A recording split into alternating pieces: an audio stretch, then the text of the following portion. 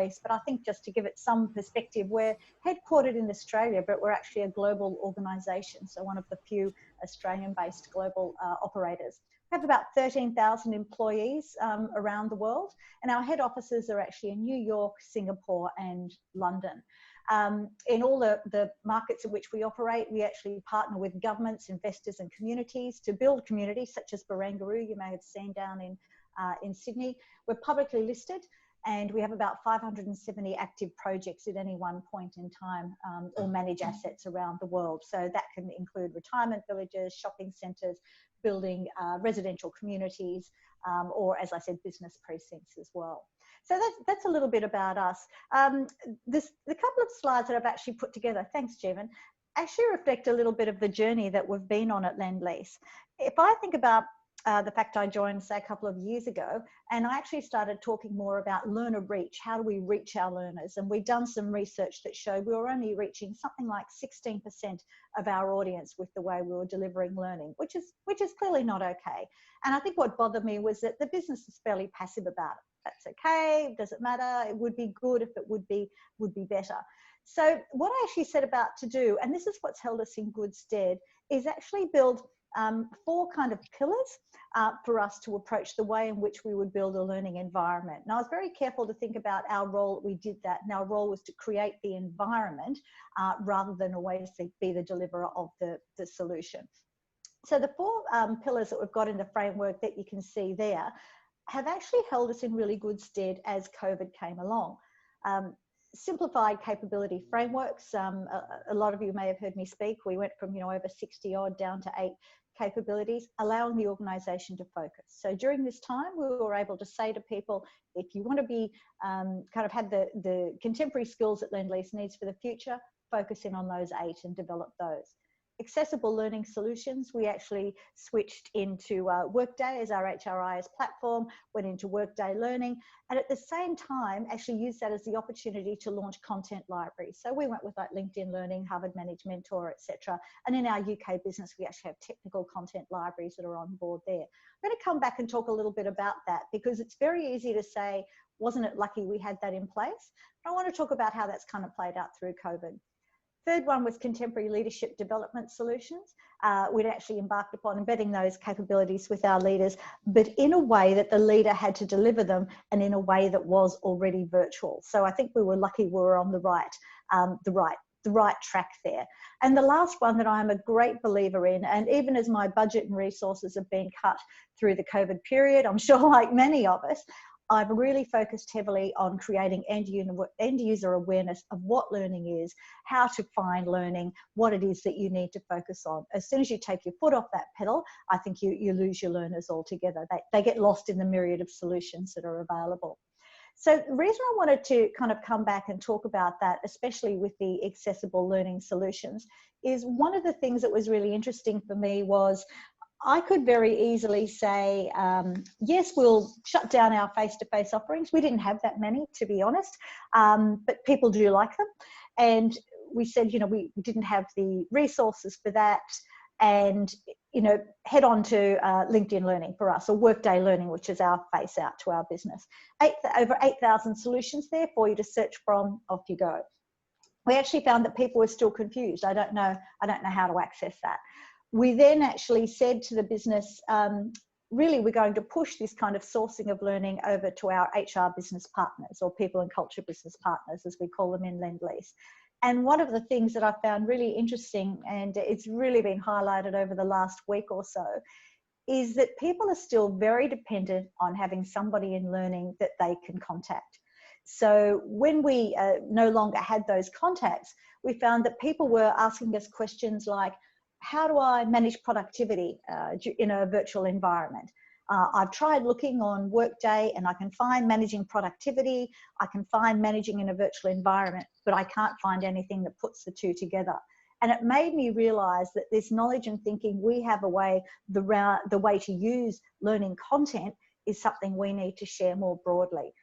In that conversation that I just spoke about, I went back and said to the actually quite senior person, I said, isn't the issue about how we manage outcomes? Start searching on how we can manage outcomes. and then start searching on how do you set clear goals? How are you going to keep people abreast of their progress on goals? Versus just focusing in on that one request that they had from the business in terms of, you know, what they could do. But that for me has been fascinating. I felt like we had all of the tools in place, but it was almost like we'd been running at a slower speed to keep our change in pace with the business, even though we wanted to go faster. All of a sudden, COVID meant we had to speed up, and we had to really leverage those solutions and those approaches that we had put in place. So I'm actually quite keen to hear if others had the same situation. So we had the solutions, we had the frameworks, we were already getting our leaders geared up. We started increasing our promotion of learning, how to access it, where to find it, pieces to focus on, especially things like, you know, leading in a virtual environment, working in a virtual environment, managing up, setting clear goals. We found a lot of pieces like that is where, when we focus the business, they were really quite keen to get involved. Stephen, if we go to the next. Yeah, can I just check with you? You know, one of the when you started your presentation, you kind of mentioned that you kind of focused on enabling rather than the doing. So I just want to just if you can expand on that. Was that a recent change in approach, or you've been working on that for some time? And what's the thinking behind that? No.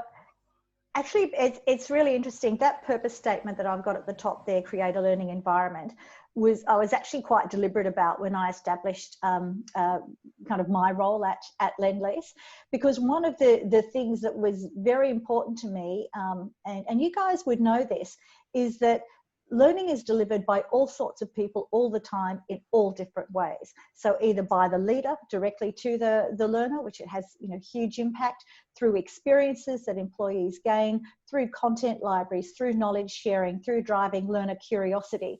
And it was really important to me that we built an environment that would allow all of that to occur versus just delivering the solutions. I have a small team that can design solutions. We can also access resources to deliver the solutions.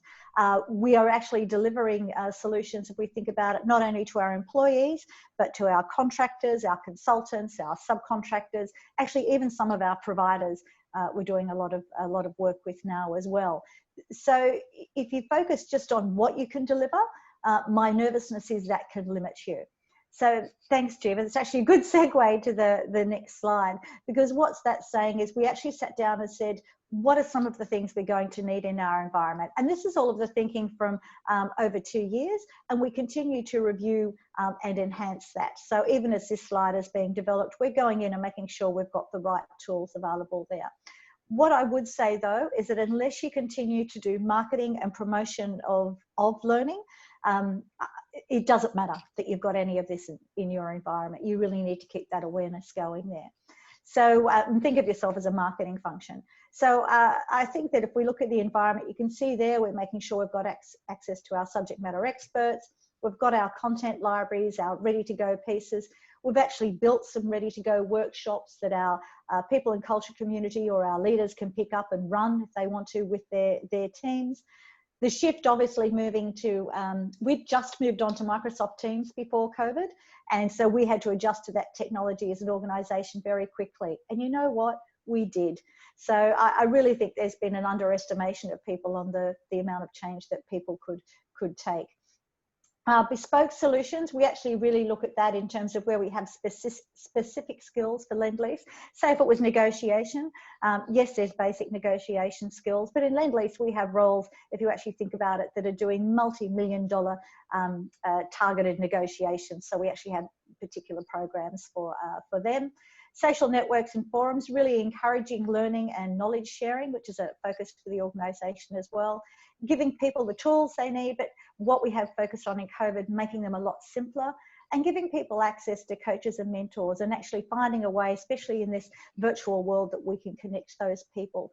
So we actually found ourselves in a situation where it was like the world that we were trying to change caught up with us very quickly, and we then had to run fast to keep up with our customers. So even our customers that were probably, would be fair to say, had given me feedback that said that's not how we like to learn here at LENDLEASE.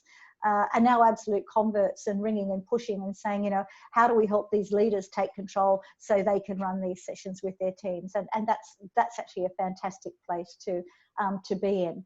I think the issue I would say is there is a lot of information and a lot of content out there. It's not about content. It really is about how you bring focus for your organisation on what's important. So that's probably, probably a good way to describe what our journey has been and where we've got to. I'm a great believer that you never actually reach the goal either. So I'm continually pushing my team to look at how we're doing things. Are there better ways? What does that learner experience look like? Because there's no one learner experience, right? It's always multiple channels. And to keep on testing that so that we actually have some really good data that we can take back to our business as we're shifting things going forward.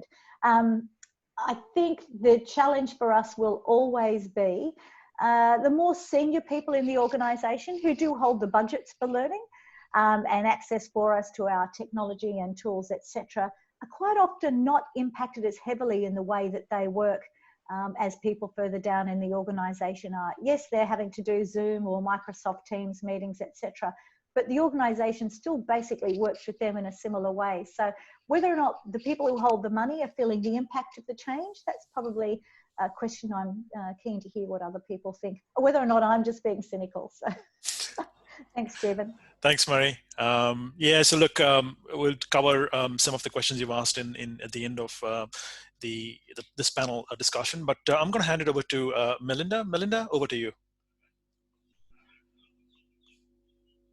Just make sure that you're unmuted.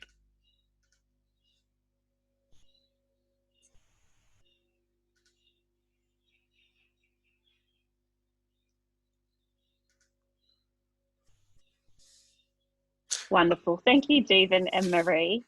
I absolutely agree with you, Marie, around it's about creating the environment. We definitely can't be the doers and deliverers of all learning to all people across the organisation. So love your thoughts there. In terms of ALLIANZ, I've been at ALLIANZ almost a year now. A great opportunity for me. I can see some of my old colleagues on the session, so that's great to see. ALLIANZ is a mid-sized organisation locally here. We've got about 4,300 employees, and we've been around for over 100 years, but only the last 20 odd years known as ALLIANZ in Australia. But globally, this year is our 130-year anniversary. And one thing a lot of people don't know about ALLIANZ is, aside from life insurance and general insurance and protecting, you know, over 3 million people here and businesses locally, we actually also have an asset management company, PIMCO, who deal with fixed income. So quite a diverse business is ALLIANZ globally. In terms of my team, I've got a relatively small enterprise team of 10 people, but I have a very strong network out in the divisions or the business units. So there's another 30 odd learning practitioners who very much are embedded in their business. And in a lot of cases, they've come through as technical SMEs. And so really the culture historically and obviously still under transformation at ALLIANZ has been very much a compliance mandatory training culture and a very technical culture. We've got a lot of actuaries and finance professionals, so a lot of our study assistance and support goes to chartered accounting and actuarial qualifications. In terms of the workplace itself, it is quite a traditional environment. So in terms of hierarchy, leadership styles, and even the physical workspace, you can see there I've shared that we've got some very legacy technology. And the great news is across our organisation, and what made it so appealing for me to join was that there is significant transformation. Really no part of the organisation is going untouched, and that creates huge opportunities. But within the context of COVID, it also created a real challenge for us, because having a workplace that's very traditional in terms of its style of working, not many people were used to, although people worked from home, that was more a typical, you know, people had a Friday or a day a week that they might work from home, but they weren't really mobilized to work virtually and engaged with meetings and workshops and training. So that's been one of our biggest shifts to absolutely, I think my team's run over 50 different types of WebEx training sessions in the last 8 weeks to really mobilize our workforce to help ensure we retain that really strong employee engagement that we have. Next slide, please, Stephen. Thank you. So one of the mindset pieces I think that COVID also created for us is we needed to think about our leaders who had very much typically been in the office, leading their teams physically and really providing that hands-on direction. And so I liked this little quote here by Max McEwen around adapting to win, not adapting to cope. And the first thing I'd like to share with you is that leadership capability. We typically had a very tightly managed communication channel into our leaders. We had a weekly or a fortnightly leadership newsletter. And we also had an enterprise leadership group that was a monthly session. But we knew that our leaders, having not worked virtually and led their teams in that way, actually needed some really new support and skills. And so when we were thinking about our Adapt and Thrive Leader series, we didn't look at it just from the lens of point in time now. We actually looked at it through, that's also an opportunity for us to start to shape the messages about our future workforce and our future workplace.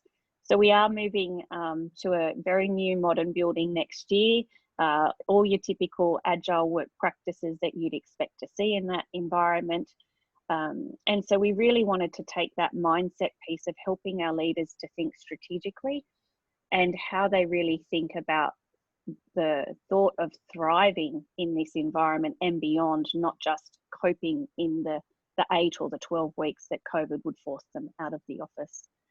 So you can just see there are a couple of topics that I just thought I'd share. We, once a week, we ran 6 weekly sessions, just an hour webinars each time. And some of the topics we covered were supporting them through using their technology to actually be productive, getting an hour back in their day. And then broader leadership themes of psychological safety and growth mindset. You can see the image on the right. One of the, I think I'm a little bit like Marie, sometimes opportunity comes, but it's off the back of your very strategic thinking. Late last year when I was working on our new learning management platform, we were looking ahead around strategic workforce planning. And at a group level, there was an opportunity to participate in a pilot of some new technology. And many of you will have heard of different learning aggregator platforms. And Degreed was the one that we've selected at a group level.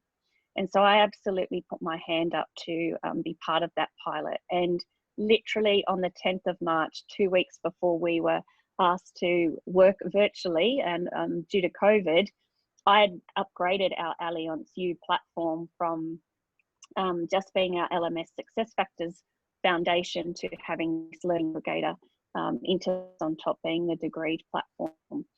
So what that meant was in an environment where learning had been very technical, as I said, and mandatory focused, I could actually genuinely support the business opportunities that were arising. The leadership program, the new thought leadership that was happening, helping people work remotely. And we also launched a new mental health and wellbeing strategy. And so what that meant myself and my team could do was absolutely curate learning and create these pathways in the platform, which was an experience that we had never been able to deliver. So all of a sudden, my team has not been busier in the last 8 weeks, 10 weeks than time before, because the demand that we had, not only just to support the communication channels, but to absolutely mobilize people to build their skills and capability was absolutely in demand. So you can just see some tiles of the pathways that we built there, and just giving you a bit of a snapshot. So if we move to the next slide, thank you. The other thing I thought I'd share is sometimes though it's also it's at a very basic level that the business need exists. And sometimes it's more about just responding to that need and thinking about it almost as a minimum viable proposition. So the image you can see on the right is actually a guide, a very basic quick reference guide that we created to mobilize the initial stages of helping our people work using the WebEx technology. But that guide became a really strong reference point for a lot of communications and a lot of team members to be able to action the technology setups that they needed to do. So although it looks very visually appealing, it was something we pulled together literally in 2 or 3 days, and we actually had a suite of them. So over the course of 2 weeks, we built 6 different guides supporting leadership as well as the technology. And then the other thing we had to deal with was our new starter experience. Again, having an organisation very traditional in its workings, we were not ready to onboard people virtually. And so within 4 days, my team built a virtual onboarding guide for all new starters that was emailed to them a week prior to their start. And we really did have to take an MVP and agile mindset to that, because when you want to do great new pieces of work and really change the learning culture and set a new standard, sometimes that can be a blocker for you simply supporting the business need. So I had to balance that goal of really driving a new culture and how some of these opportunities could support that with being fit for purpose. And we had another example of that with our executive onboarding guide that was built in 2 days off the back of having built our virtual onboarding guide for our new starters. And then the other one that came up for our new starters was our contact center. We very quickly realized our very heavy face-to-face 3-week program was not transferable, as you would understand, to a virtual environment. And so the business had a huge call out for support. And as much as my team were absolutely under the pump, again, it comes back to where's the opportunity to support the business, be relevant, but equally for it to be sustainable. And I knew, again, that was an opportunity for me to look at the learning design, look at the learning strategy that I'm looking to drive, and start engaging the business in those steps. So we've got a small amount of funding, but equally my team have made a real impact in helping to transfer a very face-to-face into the virtual delivery, which the business is absolutely fully endorsing and bought into. And the other big strategic thing, though, that I mentioned before was strategic workforce planning. So we have had 3 of our divisions move through that strategic workforce planning program. And off the back of that, we are then building those talent segments and skills equally into the ALLIANZ platform, where Degreed, with its AI and its machine learning, will start recommending content to help start the upskilling and reskilling of our people. So I thought, just in terms of some lessons or some insights I might be able to share, for myself, it was about thinking to how I lead with a growth mindset. How do I have a plan, have a vision, but yet really not be afraid to fail? Being new in an organisation, you want to make an impact, but you don't necessarily have all the relationships and the credibility behind you. So how do you actually keep that growth mindset and have the courage to put yourself out there, but absolutely deliver what the business needs? I've probably covered that. And probably one of the insights I've got is I've recruited quite a lot of new starters over the last 6 months. And that was really important for me to be able to achieve some of the things that I've done. One of my team members has been absolutely instrumental in the ALLIANZ Degreed platform infrastructure and mobilizing our talent segments and skills into that platform. and without her, we would not be as progressed as we are, and the business is highly engaged in that. So just always think about the skills, and if you've not got the right skills, how you address that. Know that it's a journey, not a destination. Agree with Marie, even when you achieve a certain milestone, it's then what's next, and what's evolving and continuing to innovate and have that curiosity mindset. And you will have a culture of learning. For me, it's already starting to bear fruits, very early days, but starting a conversation around how do we have learning booked into people's time in their week, as opposed to learning as a ticker box that people have ticked and completed their compliance activities. Excellent. Thank you very much for that, Melinda. Just got a couple of questions I just want to ask the panel, but the whole panel actually, all six of us. And your thoughts is that, these changes that I guess organizations and L&D and ourselves have been forced to go through. Do you think they were kind of, how much of that was reactive, proactive, and how much of that is going to stick around, and how much of that is going to revert back to, normal, where we kind of go back into or forced to go back into an order-taking mode? Or do you think that there's been a substantial paradigm shift in terms of what people expect from learning? So, probably start with Marie, but anybody, I would love to have others from the panel also contribute to the answer to this.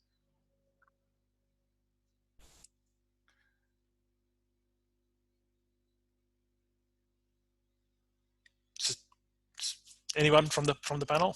Marie might be on mute, oh, Stephen, yeah, okay. But I think for me, it's about it's stickable and it's absolutely sustainable. I think this has been an opportunity for us to shine and show that learning has relevance, and learning can be absolutely responsive, have speed to market, and really support the business's needs, as opposed to a more grand vision or something that's not tangible. So I'm fully of the belief that learning has now really shown value to the business, and I will be engaged and my team will be engaged a lot more than we would have been in the past. Thanks, Melinda. I think Marie's off mute. So Marie, over to you. Yeah, I think a couple of things that are interesting for me. The sustainability is why I built a framework that allowed it to adjust and change to what was happening in the business environment.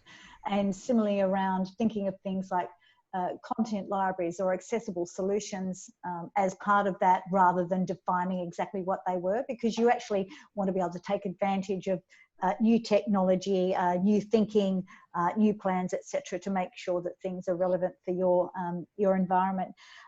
One of the things that I do think is how long we stay in this period for. At the moment, and I think I even saw it on the chat, people are saying, "Oh, it'll be great when we go back to to face-to-face." I think that's our challenge of, and I think I mentioned one of the responses, we need to use this time to show some clever solutions that are linked, as Melinda said, to exactly what the business is looking for, and that are delivered in a way that are able to be adapted and used by our learners. That's where we'll create that difference. So yeah, I think at this stage, if things shifted back to normal and we all went back into the office now, I think we would just go back to how things were, and we'd think that was fantastic and this was all a blip. But from even looking at the agenda today, we know there's a huge opportunity here that we want to use to get us that leap forward in the way that people engage in corporate learning. Yeah. And I think there was a stat from NPR in the US, which did a survey, and basically I think the intention of organizations was that 17% of their workforce would work from home 5 years from now, but that's already reached 40%. So those changes are coming quicker than we anticipated, and there certainly will be some changes. But I'm going to move on to the next panel. We're quite excited to hear from Singapore, both Anish and Dion. So Anish, over to you, and maybe you can start by just talking to us about the changes at Stand chart, and whether you think these changes whether is going to be permanent. But over to you, Anish.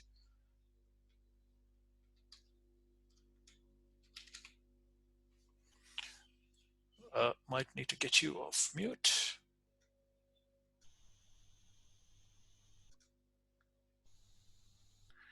While Anish is coming off mute, I might actually just share stats. One of the questions we asked was, are the current organizational learning platforms and processes flexible and scalable enough? And 46.7% said that learning platforms were very good or fairly good, which, to be honest, as a technologist, was a little bit surprising, because all I hear is people complaining about the inadequacies of technology. So that was a surprising, slightly more positive than I expected. Probably check with Dion once he gets his chance. But Anish, over to you. Thanks, Stephen. Thanks for having me here. I think it's a pleasure to join here and share my insights. Plus, I think it's been great to hear from Melinda and Mary also so far. So I think three big areas for me to kind of share. I think one, I'm just going to do a quick intro about myself and my organization. Definitely, we'll kind of look at some of the global trends, and how it's impacting learning, talent, and different spaces. And I think the third bit is I will definitely share also about how Stand Chart is kind of coping with it, and what we are doing in the short term and long term as well. Yeah. So as Jeevan mentioned, I kind of head the talent management function for Standard Chartered Bank. It's a COE function. It's relatively a small team, but what we do is we work with HR business partners across the network and people capability teams. In my role, I think we look at different talent pools and succession and all kind of stuff. Yeah. So besides my office work, I also kind of sit on boards of nonprofits, as well as I'm executive coach. So kind of I really love the coaching bit, and I kind of sense how COVID is impacting some of my clients, and interesting things coming out there as well. Moving on, Standard Chartered is 85,000 employees. We are in 60 markets. Close to, I think, 145 markets where we operate through a business. And I think our key purpose has been around driving commerce and prosperity through a unique diversity. So it is commercial and retail and wholesale banking all put together. And we are kind of in all the 4 continents, but predominantly in Asia, Africa, and Middle East. When we start, the global trends, and you see some of that on the slides, I think we've been talking about future of work for a while. Yeah, I think with COVID, actually, I would say future of work is now. The reason I say that is, I think a lot of the planning and thinking of what and how we should be doing, I think actually COVID has actually forced us to start doing it in short term. I think when you were asking, even from a learning point of view, is it being proactive or reactive? I think it's a combination of both. But I think there's a real opportunity which has come up, which actually now kind of creates that platform for business leaders, for HR, for learning professionals to actually start kind of going through on that, and using those trends to see how we can actually create that learning culture and the platform and the ecosystem to kind of play in that. I think for us, I think possibly 90% of our workforce is actually working from home, which is fabulous and just never thought about, which is possibly under 10%, which would be in a normal scenario. So that's drastically changed. So if you're working from home, we also need to learn from home. Yeah. Or the other kind of dimension people are looking at it is, as you have far more time and focus for your personal self, you're like not commuting, you can't go out for party. How do you start thinking about your own purpose? Yeah, I think that's also one of the key trends which comes out as people start reflecting on the society, and their own purpose. It actually also triggers them to think about what are the skills they need to develop. How do they need to really lean into that from a personal point of view? When we start kind of looking at these trends, I think, from an organization point of view, it actually really gives a good platform of what can we offer more to a virtual kind of, platforms and different ways of doing it. We can't definitely do classrooms. So what is our kind of, modus operandi of how do we really start shaping our future? I think it's for us, all of us, to start looking at that. I was quite intrigued. Even ILO, is actually looking at how is it going to impact employees, apprenticeship, and of course, I think employment is going to be a big challenge. It will be like the jobs are shifting. We're always thinking of it's going to be, AI, digital, and all those kind of jobs. This is going to force us to actually start thinking now, immediately, to see how do we really upskill our workforce. So as we move on to the next slide, what you kind of look at it is, this is kind of my view of what are different components which are playing in from a technology point of view and how we scale it. The best thing is, the best way to predict future is actually to create it. Yeah. And we talked about, different systems and platforms. So I see that as a learning ecosystem. Yeah. It is not one platform which actually gives all the stuff to us. Yeah. So it's, I think, LXPs to LMSs to different other platforms. Like we were actually on a, view to look at how do we launch Edcast, which is the LXP kind of we've adopted. And we had a question mark, do we launch it now? And we literally actually have launched it globally last week, because we thought this is the best time actually to create that platform across 85,000 employees to give them, far more kind of, knowledge and content which will be available to them. We're also looking at, different tools around, experimenting with nudge platforms, which may not be purely learning, but actually, looking at how do you use behavioral science and data and your key cultural kind of themes to actually nudge people around creating really, habits or aligning them towards the values we want to kind of look towards. I don't think so. We cannot not talk about employee experience, and I think that's where it comes to. When you start looking at different platforms, when you start looking at different ways people are so used to, how do you really start looking at, employee experience? As I think you mentioning, it is also the mindset. It's method, but there's also a mindset piece around that. There's also a piece around how do you really make it personal for people so that actually they start adopting it far more. Yeah. And the third bit is around learning design. I think it actually, we all of us were moving towards digital and a blend. I wouldn't think, it is one or the other. It's learning digital and face-to-face and other stuff. So that is going to force us to actually start thinking of how different should our design be. I'll give you an live example. We had an event run in Dubai. It was a 3-day face-to-face event, which was planned in February. Yeah, it was early days, but I think, with travel restrictions coming, so we actually postponed it. Now we're very clear, we will not be able to run that face-to-face, and we are looking at how do we really do that 3-day event actually as an event, but it's virtually. We don't want to do short webinars. We are kind of, trying to disrupt ourselves to think is how can we run a virtual event, keep the engagement up, use, reflection time, use breakouts, and also use data and insights to really inform how is it shaping up. So it's going to be an interesting experiment for us to kind of really see how that goes. Moving on to the next slide, I talked about different platforms. I think besides learning, one of the other areas where we're also experimenting is on a platform called Gloat. It's an organization, and it's kind of a talent marketplace kind of a concept, where what we're looking at is, when we talk about 70-20-10, the focus here is how do you really actually create opportunities for 70 and 20 as well through that platform. Yeah, we do focus a lot on 10. And what this platform does is actually, if I have a project, like I have a project which I'm running on Africa talent deployment, I need a project manager. Yeah, it's a few months kind of job. It's a few hours in a month. How do I really kind of go and augment that capacity? And there might be some other individual who's Sid and he wants to learn a bit more around talent. He's a great project manager, and we can kind of combine those skills.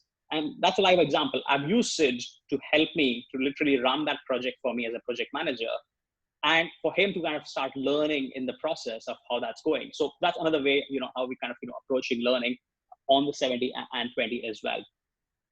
And I think there are definitely a lot of challenges. I don't see, all of this is just going smooth. I'm not going to be kind of saying that. I think there are definitely a lot of challenges on adoption, mindset, but I am seeing that shift for business and business leaders to think about, yes, how can we do it differently now? Because there are constraints. And that, I think, going back to the point on, will we go back to the same way, as we were pre-COVID? I think, I don't think so. It's like toothpaste. You squeeze it out, you can't put it back in. Yeah, it's as simple as that. You can try, you can put some of it in, yeah, but it will not be exactly the same. Yeah. I think there's also a Gartner study which actually shows that, people have moved to almost 90-95% digital learning. They may go back, but it may not be less than 60 to 70%. So I think the blend aspect would help us kind of, do that and actually scale that better. Yeah. But I think it's not going to be exactly the same. And I think possibly the last point I would share is, I think it's all about how do we keep experimenting with different systems, different kind of, configuring different digital solutions and engagement. It's not going to be perfect. Yeah, I think it's the way we kind of should be doing it as agile approach of keep on iterating that, getting feedback, using data and insights. So I think one of the other things what we're looking at is how does LXP, Talent Marketplace, actually gives us data which informs our kind of learning strategy in the future. What are the kind of learning habits or preferences of people? How do we kind of embed our values and culture through that? I think we're kind of using all of that, plus looking at that from a human-centered design point of view as we start designing some of these new things. The bit on impact, I think, is key. We can keep on delivering solutions. I think if we are not able to look at the impact at individuals, teams, businesses, functions, and see how it kind of impacts the business strategy, that will always, keep us behind. So that's kind of one area where I definitely see challenge, that how do we keep on constantly, measuring it, assessing it, and kind of increasing that impact on an ongoing basis. So I think those are some of my thoughts, and I'm happy to kind of, share a bit more in the panel discussion as well. Thank you very much, Anish. I'll hand it over to Dion. Really looking forward to his view on how things are going in the world of learning technology. So Dion, over to you. You are on mute at the moment.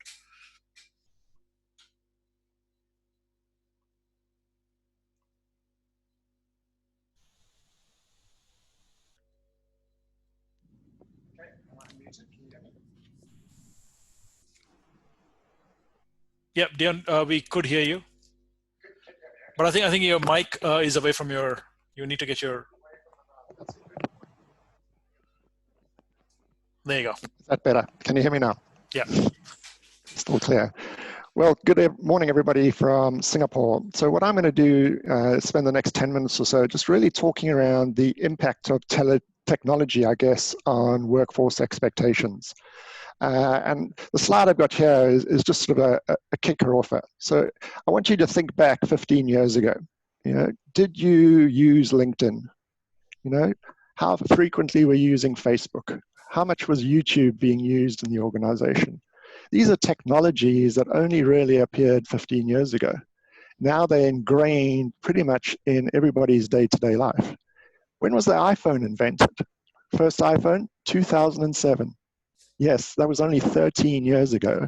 And that was really the start of using apps. Think around Instagram, Airbnb, Uber. Now we have billions of people using these new technologies really in a very, very short space of time. And we've got to be thinking, I think, as we move from a current learning environment into the future, how quickly the technology is adapting and changing. And thinking around what's the impact going to be for us from a learning point of view. And on top of that, what we're seeing more and more now is the whole impact of artificial intelligence and automation. So whether we're using machine learning, we're using natural language processing, so we've got all this new stuff that is also coming into play, which is fundamentally going to change the way people learn. I just think of here's a quick example of our family here during COVID. There's 4 of us working from home. 2, my wife and I are working. My son is learning. He's using Google Classroom. Our daughter's a teacher. She's using Seesaw to teach her grade 2s. My wife's on WebEx. I'm using Microsoft Teams or Adobe Connect. Multiple technologies are being used, really from a young age through to more mature people. And we got to be thinking around, if our kids are learning differently, what's the impact of that going to be with us moving forward? So really thinking around that becomes critical. So if you go to that next slide, Jeevan, this is just a quick picture of technologies from 2015 out there. And I just wanted to give you a bit of an indication, and that's just showing really 2 key things. It's showing, multiple HR areas, the HR tech space, and the impact that that's potentially having. And go to the next slide, Jeevan.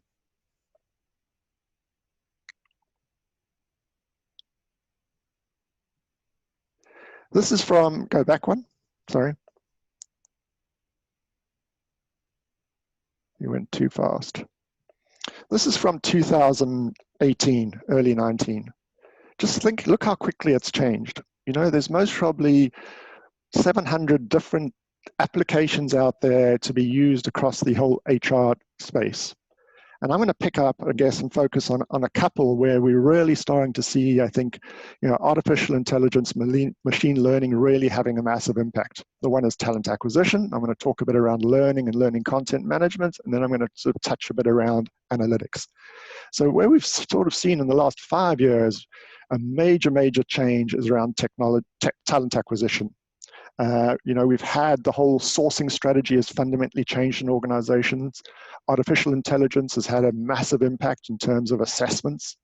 We're starting to, and you can see in that particular slide, the talent assessment vendors in there. There's most probably 30 different vendors, that are sort of moving into the space, impacting the way that potentially your talent acquisition team is going to be doing things differently. Thinking around the sourcing side, think around sourcing and how your organization is using different sourcing technologies going forward. The whole selection and assessment piece is really coming to the fore. You think of Parametric, people commonly have heard of that in the marketplace, but there's a multitude of vendors out there that are doing really creative and interesting things, which, based on where we are currently, in terms of COVID and the rapid change, there's an opportunity to go and experiment and use some of these things. Just like Anish said a bit earlier, it's an opportunity to go out and try some new things, to actually think, can we use this based on the fundamental change that our organization's going through at the moment. The big one that comes across all of them, from talent acquisition to talent management into your HRMS, is the whole piece around chatbots. If we had to ask people 5 years ago, how comfortable would you be to have a chatbot answering your questions? No. People wanted to call up and talk to somebody live. More and more, the banking applications platforms, all you're dealing with is a chatbot. Those chatbots are learning, getting better and better at answering your questions. So the technology is moving so rapidly and changing the way we need to think around learning going forward, both from a talent, but it started really from a talent acquisition point of view. And then as we move towards the talent management and the course and learning management piece, now it becomes around personalization. The big thing, if you think around it, is people now are using Amazon. They're watching Netflix. They're using eBay. The content that is created for them becomes very, very personalized. So how do we take the content that we've built from a learning point of view in our organization and make it very personalized and customized to them specifically? How do we use technology to really start to understand this? And Degree has started to do some of that. They have some of course, the artificial intelligence and the machine learning and the algorithms built into the background, to start to allow that to happen. The big vendors, obviously the Workdays and the Success Factors and the Oracles, are also starting to do that. But they're not as flexible and adaptable as some of the new technologies. Anish talked around Gloat from a platform point of view around talent marketplaces. But how do you actually then deliver learning into those specific environments?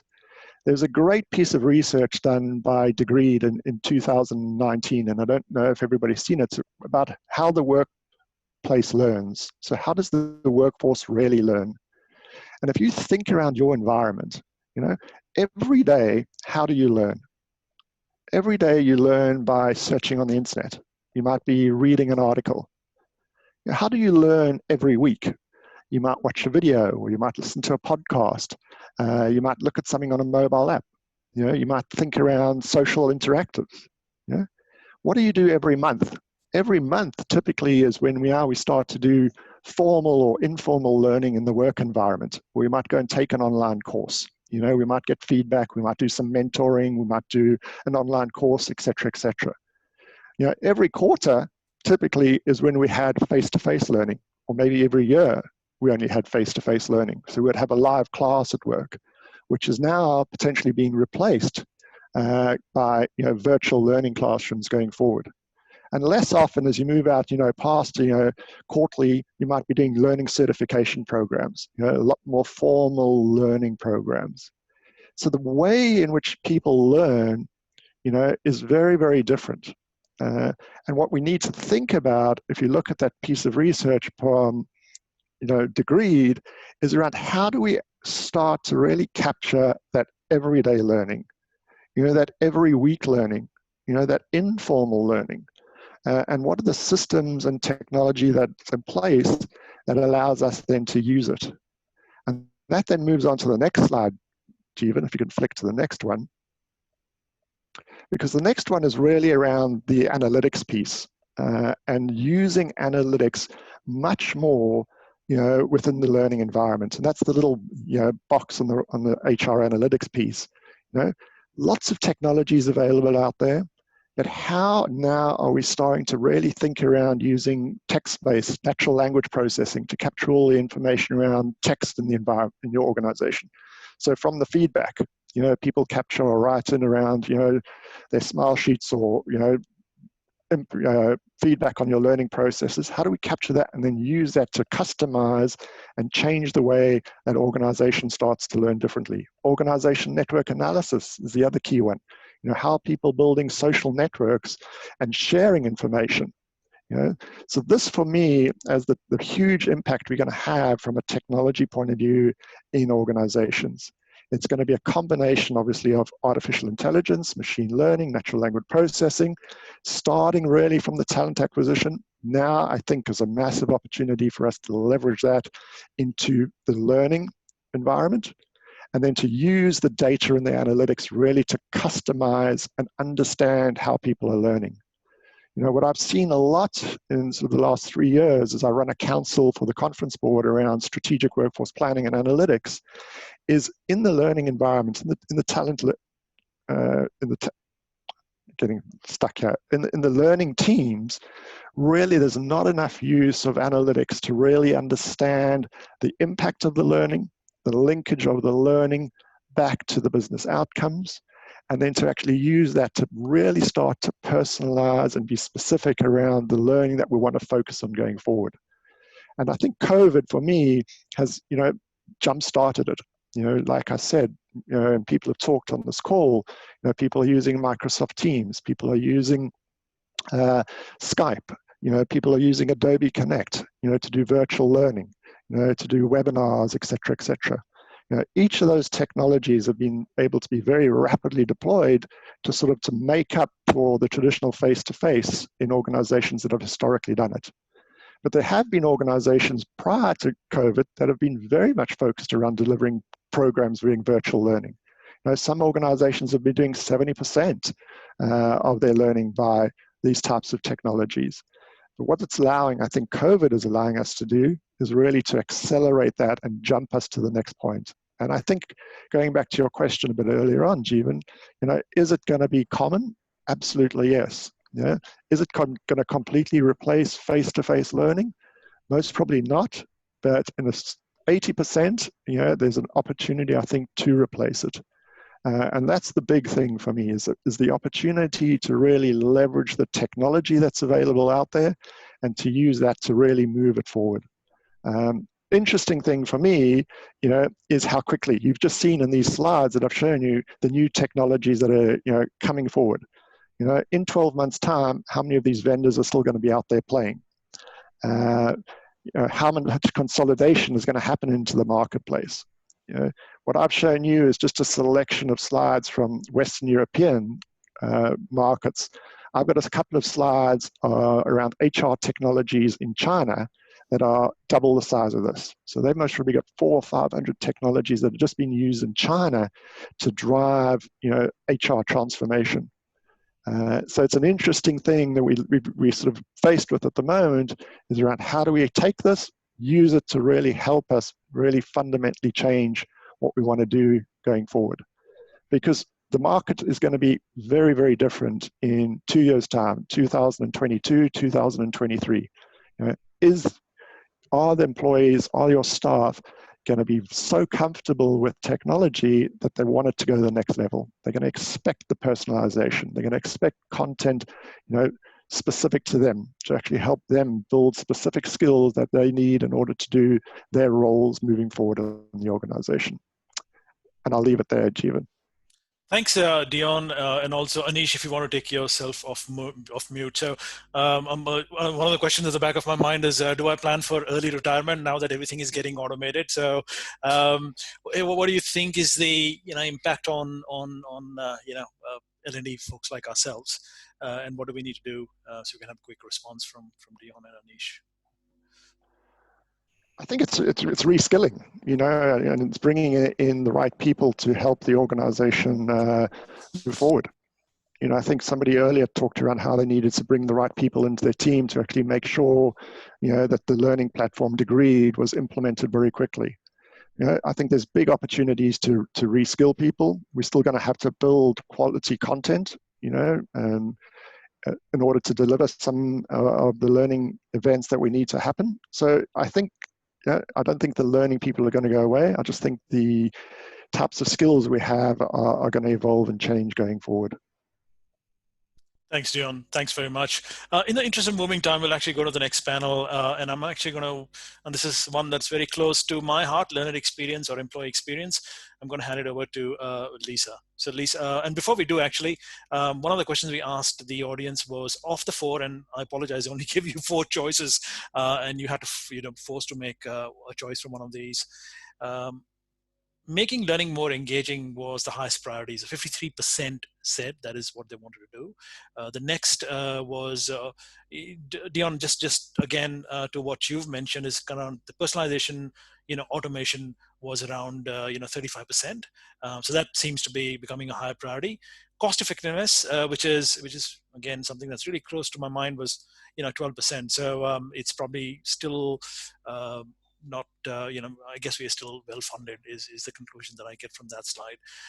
But I'm going to hand it over to Lisa. So Lisa, over to you.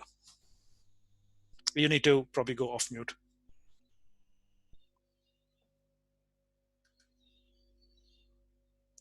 Here we go. Cool. Thanks, Jeevan.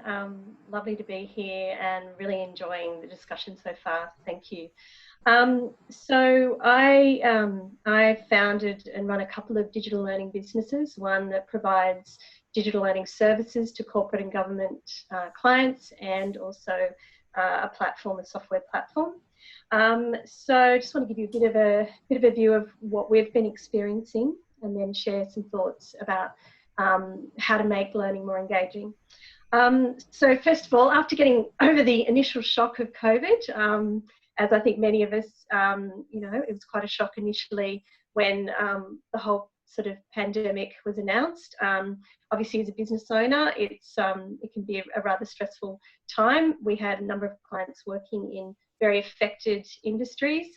So obviously, some of those organisations have, you know, are not really, they've just gone into hibernation. But then the experience has been very much with a number of other organisations that learning has been a key strategic priority. So I think, as you know, as it's said, that we should never waste a crisis, and I think now is a fantastic opportunity for learning. So examples are, you know, organisations that need to pull their call centres back into Australia. We've got big corporate government clients that are obviously preparing for, well, have needed to implement the most significant policy changes.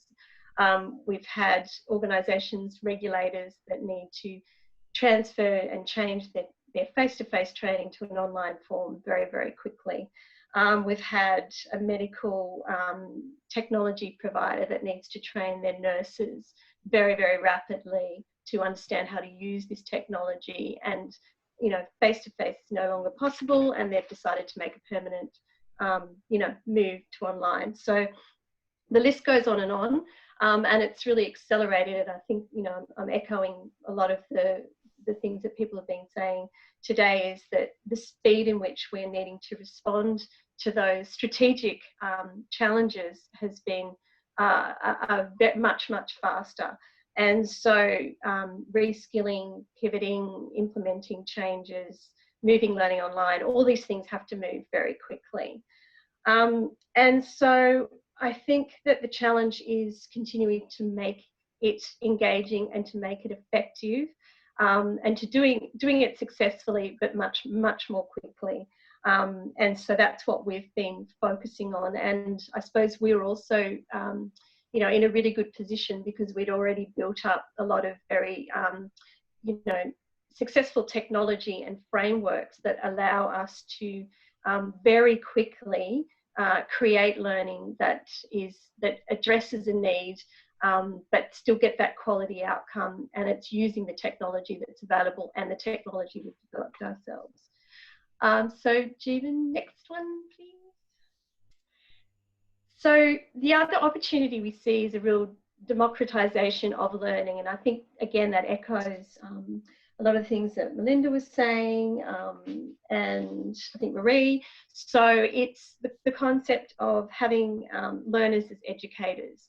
So providing an organisational culture, supporting a culture of learning, then providing frameworks, technology, support that allows, that taps into the knowledge, the know-how within the organisation, and being able to convert that into a really effective digital learning form that can be shared with others. And there is great technology out there to do that, and it's getting better and better. And I do see also great opportunities for AI in this area. So it's how, and also natural language processing. So it's what models can be used effectively, what have actually achieved success, how can we reuse those and very quickly remodel that for other purposes. Accessibility is absolutely key, and building those smart accessibility features into learning is absolutely core to what we do. And so it's not about just ticking an accessibility box. It's not just about, you know, WCAG AA. It's actually embracing a culture of ensuring that learning is available for all, and there's equity for all. And I suppose having the vision around that it is a human right, learning, and it's probably more important now than ever in terms of everybody's future from every perspective. So ensuring that that is a core aspect to the technology that's used, the technology that's created, and the culture within organisations, so that accessibility is there for all. I think also accessibility relates to the mode of delivery. So I think there's been lots of talk and been great examples of all of the different types of learning that can be delivered within the organisation, and that adaptability and flexibility to learners and what style will work for them most effectively.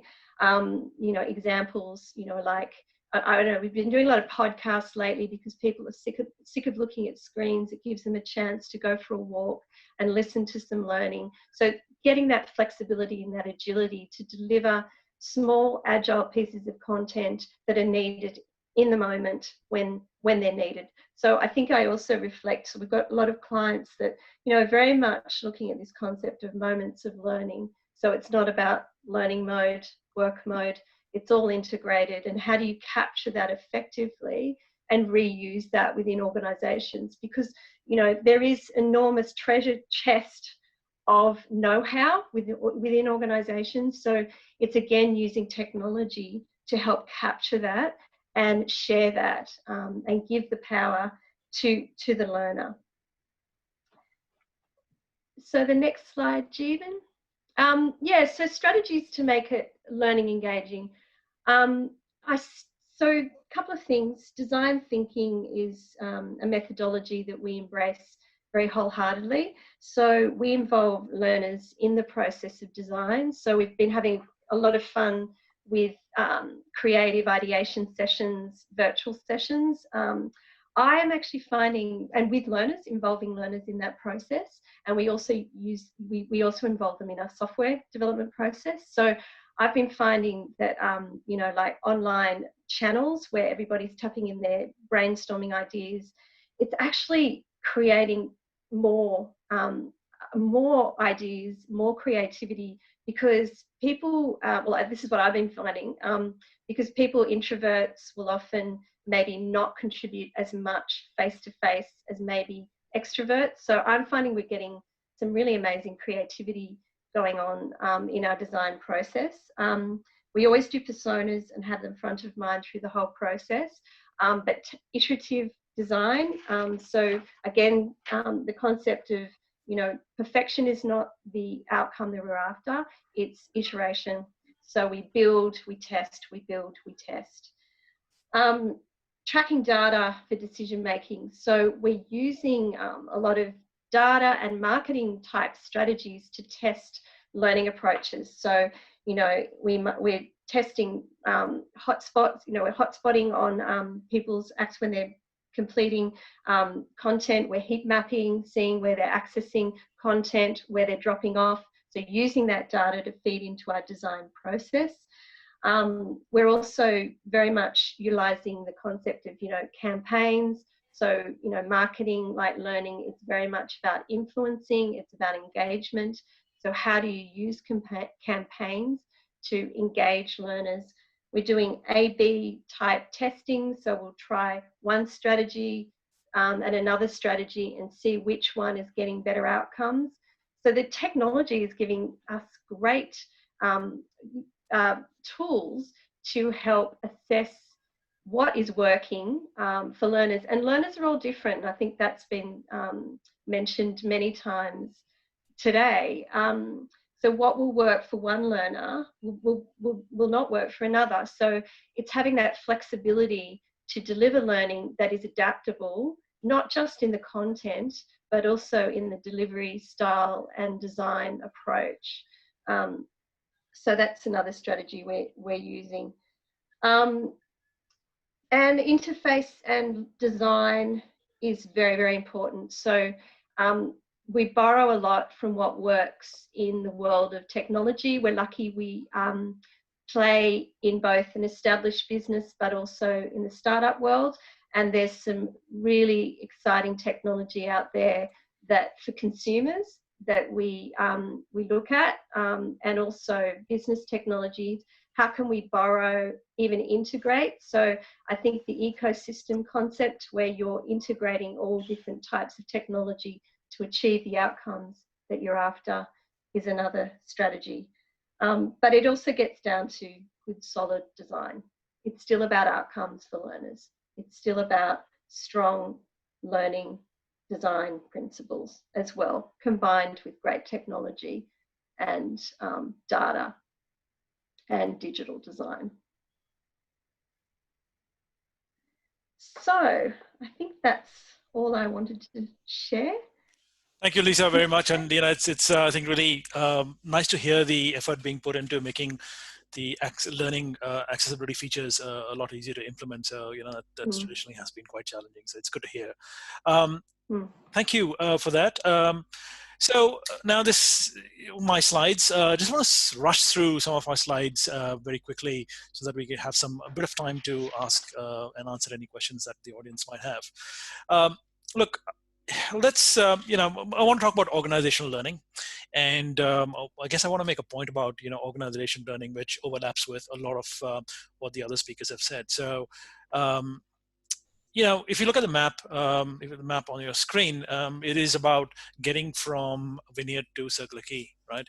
And that's, you know, what a simple map is. You know, you kind of see, and there is a path. It tells you the fastest way to, you know, get there.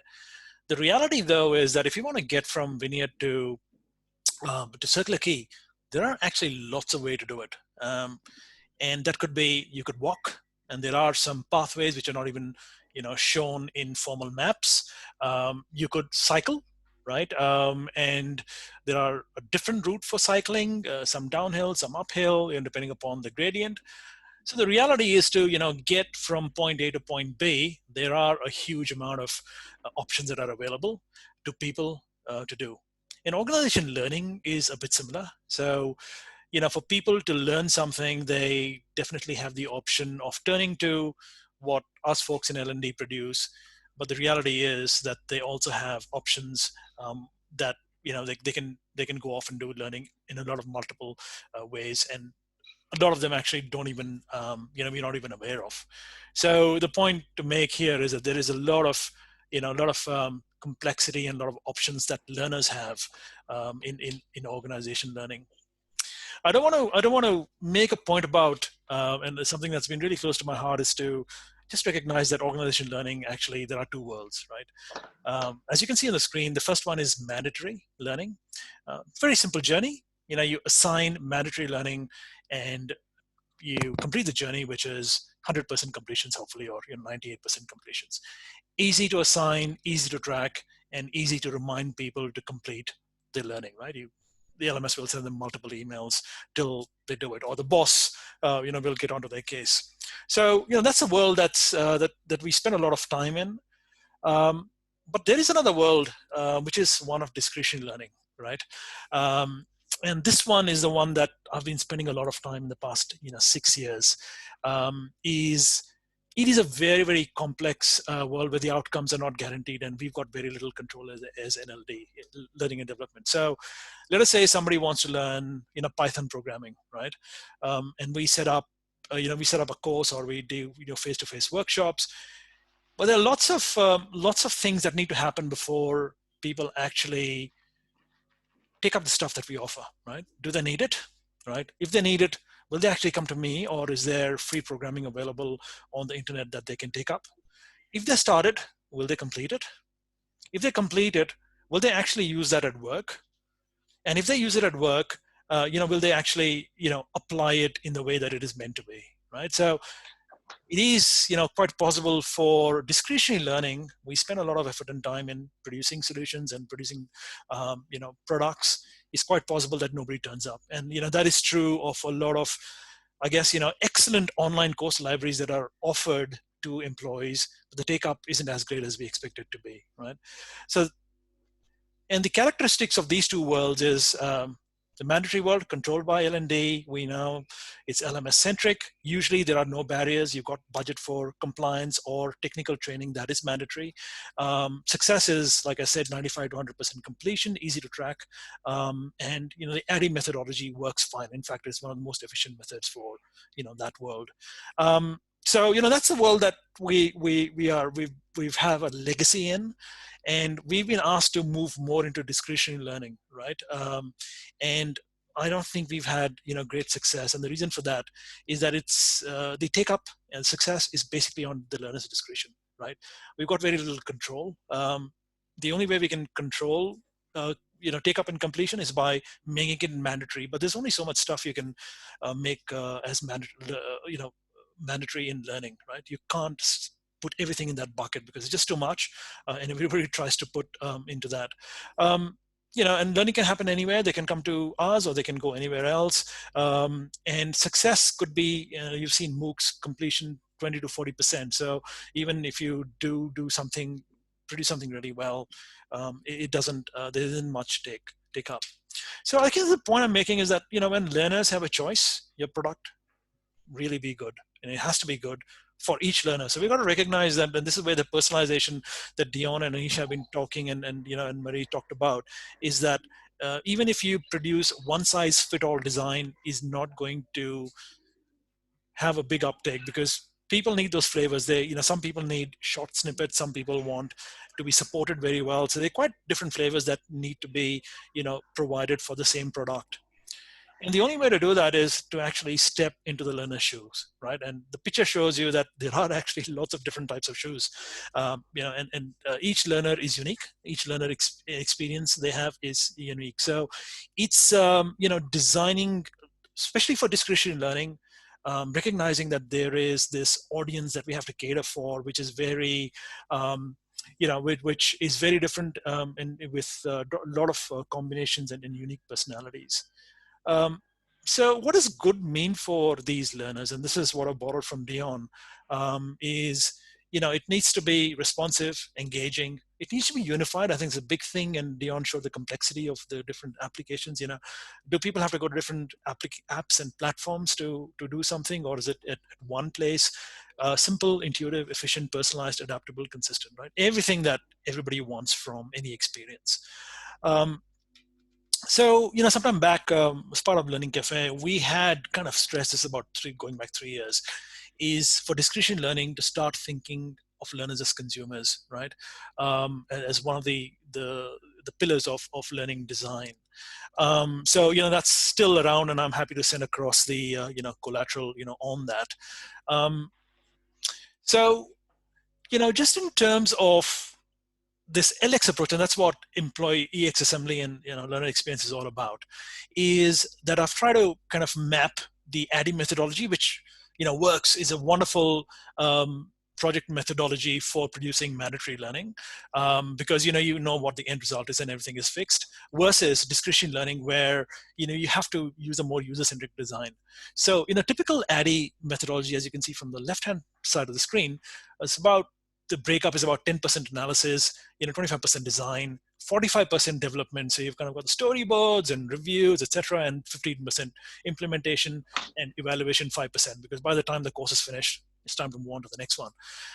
That contrasted with what LX uses is a lot of work upfront in analysis, basically combining design and development into one, and the reality is that if you do all this work upfront, the need to implement and evaluate, will be less, because you've built a product that is right, and that will be, it'll take up. So, what are the different approaches that can be either used in isolation or in combination with ADDIE? Is in the analysis phase is all the stuff that we've been doing, and some new things. So you've got the user interviews, data analytics, crowdsourcing, design thinking, and something that we miss actually quite frequently is the depth of training needs data that we already have but don't use. In terms of design and development, this is MVP, prototyping, co-design, collaboration. So you're rapidly building versions of the learning product and showing it to audiences, getting the feedback. So you're not kind of waiting the end of the development phase to actually show the product to the customers. So it's how you could potentially combine the two. The LX approach itself is kind of uses new products. So communities of practice, user-generated content that Lisa talked about, co-design learning events. It's a very collaborative between yourself and your audience, because without that critical collaboration and essentially kind of hand over a lot of control to them, therefore they have ownership of the whole process, and therefore they participate, and we've got better outcomes. The methods that you use for an LX approach is product management is something I really do want to stress, and Dion kind of mentioned so many products. Is considering each learning solution or project as a product, and the first time we produce is version 1, right? And we need to have version 2, version 3 carefully planned and improved as time goes on. Using agile methodologies, using the user-centered design, and also design for consumer. In terms of the LX mindset, I think 2 key points I want to make is that if our products are good, users will come. If it's not, they won't, right? And that includes making sure the product is needed, it is right, it has the variations to cater for different, what people want, the different flavors. The second point is make no assumptions, right? I have had a fairly intense journey in the past 2 years where I've had to, I've got about 20 plus years of experience in L&D. I've actually had to put it aside and start from the truth, which is what do learners want? And then use my experience and insights to kind of validate what they want and improve on it. But I really had to, unlearn a lot of my old ways of how I did my needs analysis, or how I did my analysis, is to, make no assumptions and ask a learner, what they want. So I think that's the point I wanted to make, is around the LX approach, and we just got 1 minute. We've had a wonderful discussion in the chat window. There's one question I do want to ask, the panel very quickly from anyone, is that the COVID has really thrown up, and I think Lisa said that made learning more strategic, right? Want to check with the audience whether my understanding or my assumption that that learning is now kind of seen more strategic and more central to how organizations adapt to business environments and requirements. Is that something that you've seen and you agree with? So anyone from the panel?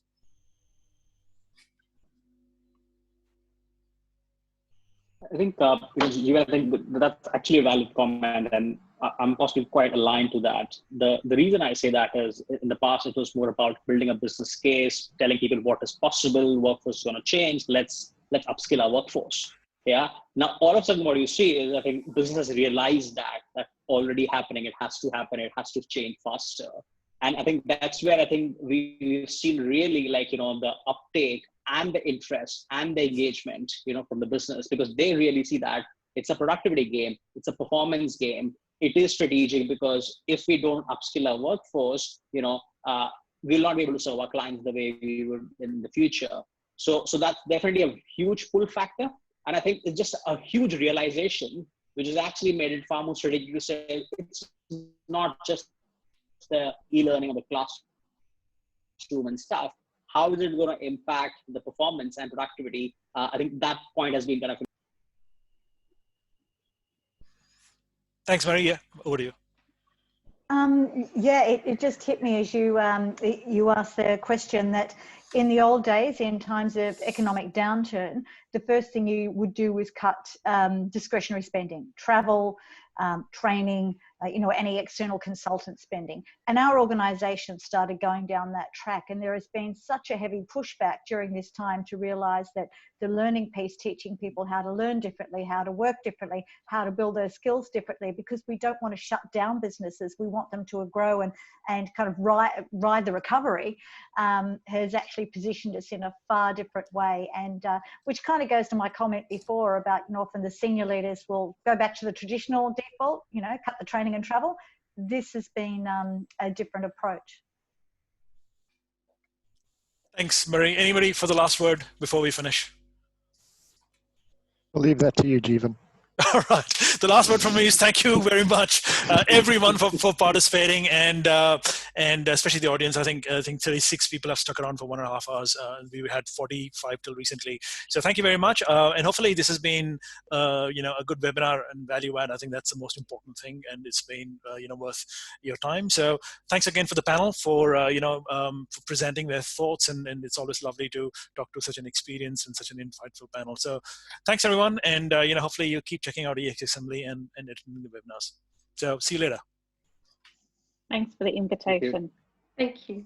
Cheers, Jeevan. Bye. Bye.